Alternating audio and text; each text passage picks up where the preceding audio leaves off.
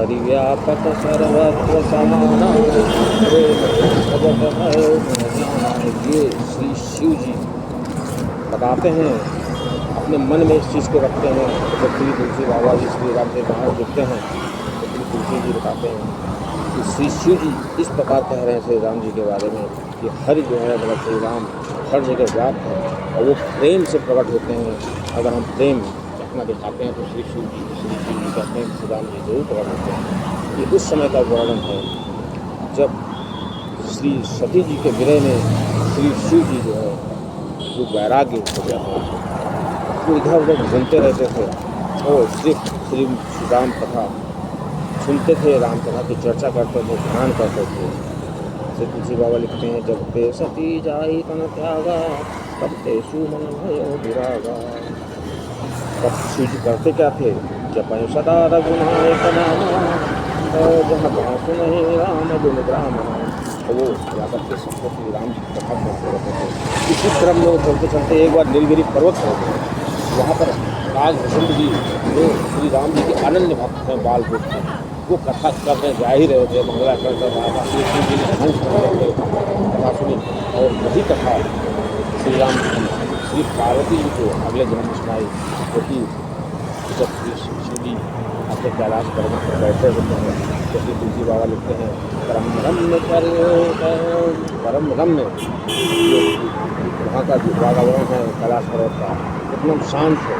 श्री शिव का मन देख करके श्री पार्वती जी उनसे कथा पूछती हैं और श्री राम जी के जन्म के कारण पूछते हैं। ये भी कहती हैं कि अगर श्री राम जी जो है वो परम ब्रह्म था तो इन्होंने जन्म क्यों और उनका कोई आकार कैसे बहुत से प्रश्न पूछते हैं श्री पार्वती और श्री शिव जी सारे प्रश्नों का उत्तर उनको देते हैं। यही श्री रामदेव मानस है और यही चीज़ श्री शिव जी के मन में थी।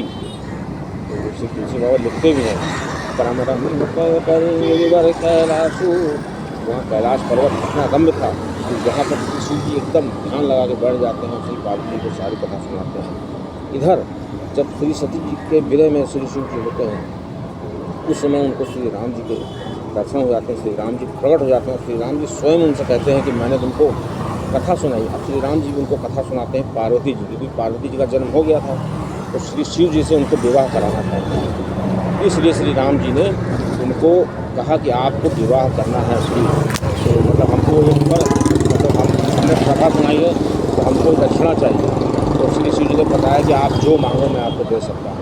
तो श्री शिव जी से श्री राम जी ने एक प्रण लिया कि उनको श्री सरस्वती जी से पार्वती जी से विवाह करना है।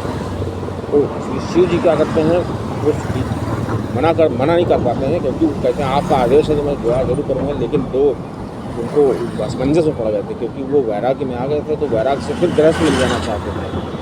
और दूसरी चीज़ सबसे बड़ी समस्या थी उनकी कि उनका विवाह का प्रस्ताव लेकर कौन जाएगा उनको, क्योंकि वो अकेले थे, उनके ना तो माता थे ना पिता थे। श्री नारद बाबा कहते हैं माता पितहीन, लेकिन फिर भी श्री राम जी का आदेश था तो उन्होंने ऐसा किया। लेकिन श्री राम जी ने इतना अच्छा वर्णन किया था पार्वती जी का कि श्री शिव जी जो है मतलब वो मजबूर हो गए। तब उन्होंने शिव जी की जो सोचा कि अब हम पार्वती की परीक्षा लेंगे, क्योंकि पिछले जन्म में उन्होंने श्री राम जी की परीक्षा ली थी। इस बार वो परीक्षा में ठोक हो जाकर दे देगा कभी हो गया तो उन्होंने सप्तऋषियों को भेजा और सप्तऋषि जाते हैं वहाँ पर तो उनसे सप्तऋषि बहुत चालाकी से काम करते हैं। सबसे पहले वो वहाँ जाकर नारद की बुराई करते हैं, कहते हैं नारद ने जो आपको बताया है आपके गुरु हैं, उन्होंने किसका घर बसाया है, वो तो घर उजाड़ने का काम करते हैं। तो सती जी चुप, जो पार्वती जी चुप रही, कुछ नहीं बोली, क्योंकि अगर कोई प्रेम की बुराई कर रहा है तो क्या होता है, अगर हमारा प्रेम झूठा होता है तो हम फिसल जाते हैं, मतलब हम उसकी बातों में आ जाते हैं। लेकिन प्रेम सच्चा है तो फिसलते नहीं। फिर सप्तऋषि माने नहीं, फिर उन्होंने शिव जी की बुराई की, कहा अरे उनको मांग मांग के खाते हैं, कोई घर नहीं है उनका, कैसे उनको पालेंगे, कैसे मतलब वो अब जीवन अपना व्यतीत करें। फिर भी सती जी चुप रहे, पार्वती जी। फिर उन्होंने पिता की निंदा की, मतलब पार्वती जी के पिता की निंदा की, कहा आपके पिताजी जड़ बुद्धि के हैं और आप भी जड़ बुद्धि के। फिर भी पार्वती जी चुप रहे। फिर सप्तऋषि बहुत चालाकी से काम दिया, उन्होंने विकल्प ला दिया। उन्होंने श्री विष्णु जी को बताया आप श्री शिव जी के बजाय चाहे विष्णु जी से विवाह करें, क्योंकि विष्णु जी के पास सब कुछ है। श्री तुलसी बाबा लिखते हैं, भूषण रहित सकल गुण राशि, श्रीपति वैकुंठ निवासी। तो श्रीपति हैं, लक्ष्मी खान हैं और वैकुंठ में निवास करते हैं। अब पार्वती से चुप नहीं रहा गया, उन्होंने तुरंत कह दिया, नारद वचन न मैं परिहर हूँ, बसों भवन उजड़ों नहीं करूँ। उन्होंने कहा कि मैं नारद वचन तो नहीं काट सकती, और चाहे मेरा घर रहे चाहे उजड़ जाए। इस प्रकार उसी समय तारकासुर का वध हो गया था, जन्म हो गया था। उन्होंने ब्रह्मा जी से वरदान मांग लिया था। अब उसको कोई मान नहीं सकता था, उसको शिव जी का पुत्र मार सकता था। शिव जी को पुत्र नहीं थे, क्योंकि तारकासुर जानता था कि श्री शिव जी समाधि में जा चुके हैं, अब उनके पुत्र होने वाले नहीं। तब देवताओं ने बहुत अनुनय भी नहीं किया, तो बहुत सोच समझ कर कामदेव को भेजा। कामदेव की हिम्मत नहीं पड़ रही थी श्री शिव जी को समाधि से निकालने की।